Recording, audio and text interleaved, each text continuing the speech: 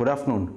We saw a volatile trend in the USD INR pair last week, and this comes primarily on the back of the monetary policy in India as well as the US. Last week, in a surprising move, RBI cuts its benchmark rates by 25 basis points and has also changed its stance from calibrated tightening to neutral.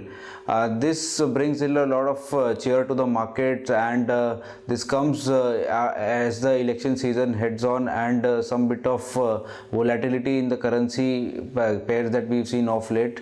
The growth numbers have been slower, and in its budget statement last month, it is mentioned that the fiscal deficit is likely to be maintained at the previous numbers. So this is a welcome move from the market participants. The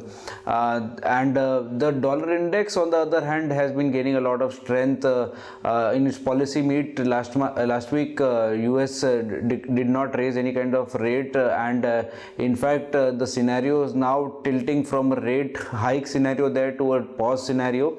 The global growth rates have been revised on the lower side, and in a move we've seen Election Commission as well as the Bank of England lowering their growth projections for the next year, citing hard Brexit and uncertain events between US and China.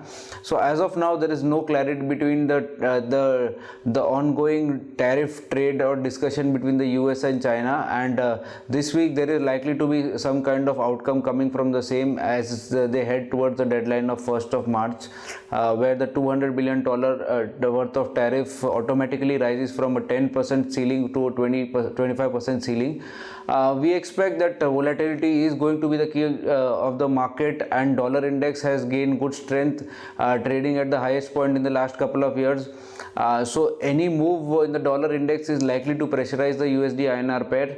Our expectation is that 71.05 and 70.70 is the lower side scenario, but on the higher side we expect 72.20 and 72.70.